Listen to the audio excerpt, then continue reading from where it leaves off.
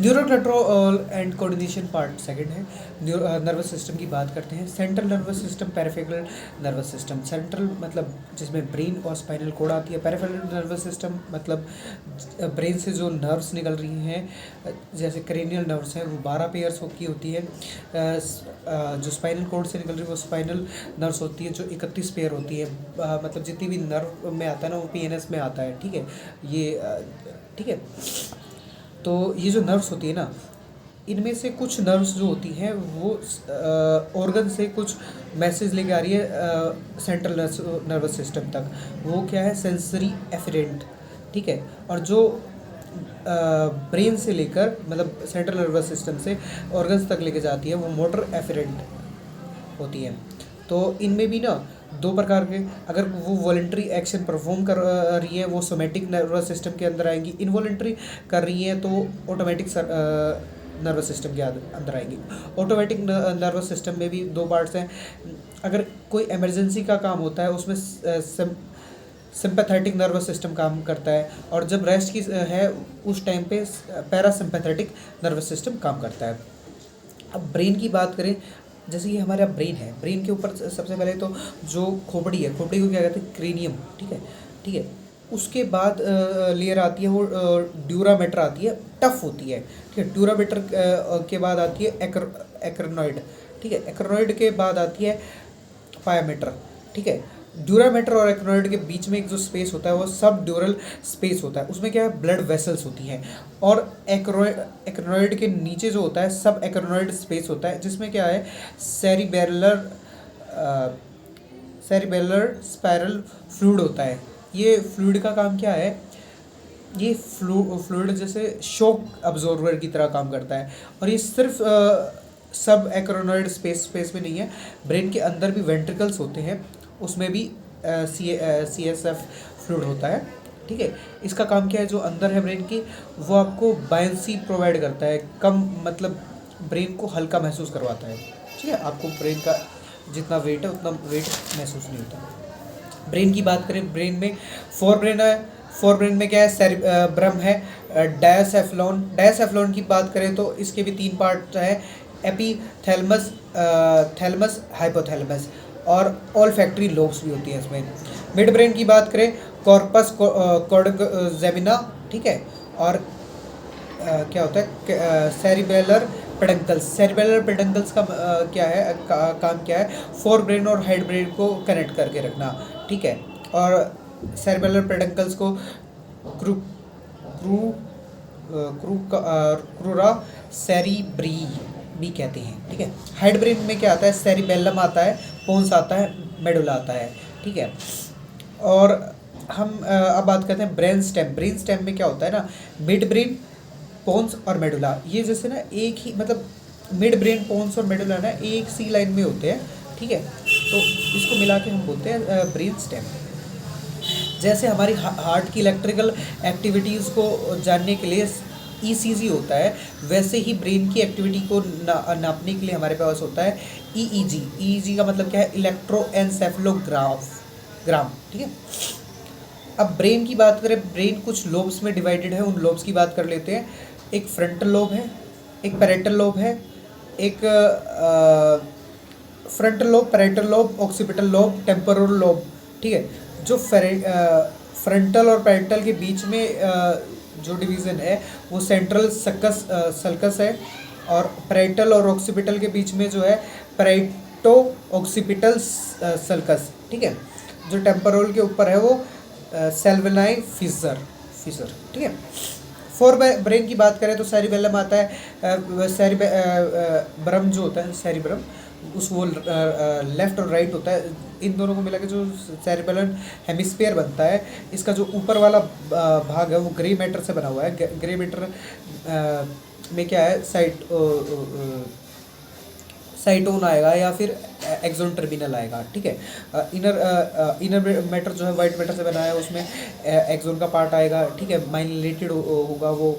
ठीक है, grey matter है ना, उसमें सेरिबेलर कॉर्टेक्स है, एसोसिएटेड एरिया है वो वहाँ का। ठीक है, छः लेयर में है। ठीक है, इसमें माइलिन नहीं होता, और ये ऐसे ही नहीं है, ये ऐसे ऐसे ऐसे ऐसे उसमें है। और जो ये ऊपर वाली जो है ना वो गहराई होती है, और नीचे ये ग्रूव है ना, वो स्मॉल सल्काई या फिर लार्ज फिशर के फॉर्म में पाएगा। ठीक है। जो हमारा ब्रेन है ना, वो जो सेरिबेलम है वो ऐसे ही डिवाइड नहीं है। उस सेरिबेलम की बात करें तो लॉन्गिट्यूडल सल्कस है, ठीक है। और जो हाई फोर ब्रेन और मिड हाइड ब्रेन को करने वाला बीच में क्या, सॉरी सॉरी, दैट इज़ ये इधर हमारा जैसे मतलब राइट, सॉरी इधर हुआ ना राइट, तो हाँ, तो राइट सेरिबेलम और सेरिबेलम, राइट सेरिब्रम और लेफ्ट सेरिब्रम को कनेक्ट करता है कॉर्पस कॉल्क्यूसियम, करेक्ट दोनों सेरिब्रल हेमिस्फीयर। उसके नीचे होता है थैलेमस, हाइपोथैलेमस, ठीक है। अच्छा, अब थैलेमस की बात करते हैं। थैलेमस क्या करता है? थैलेमस एक रिले सेंटर की तरह काम करता है। मतलब क्या है कि ब्रेन से कोई सिग्नल किसी ऑर्गन के पास जाता है तो ये इससे होके जाएगा, या फिर कोई वहाँ से कोई किसी बॉडी ऑर्गन से कुछ मतलब बॉडी ऑर्गन से कुछ मैसेज जा रहा है ब्रेन के पास, तो इससे होके जाएगा। हाइपोथैलेमस की बात करें तो ये लिंक है नर्वस और एंडोक्राइन सिस्टम के बीच में। इसके अंदर हंगर सेंटर रहेगा आपका, भूख लग रही है, प्यास लग रही है। थ्राइस सेंटर है, सेटिस्ट्री सेंटर सेटिस्फिकेशन का, ठीक है। वो ओस्मो रिसेप्टर्स, ओस्मो रेगुलेशन के लिए वो रहेगा।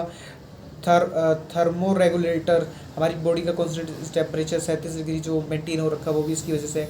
एंगर, सेक्सुअल डिज़ायर, ये सब इसका काम है।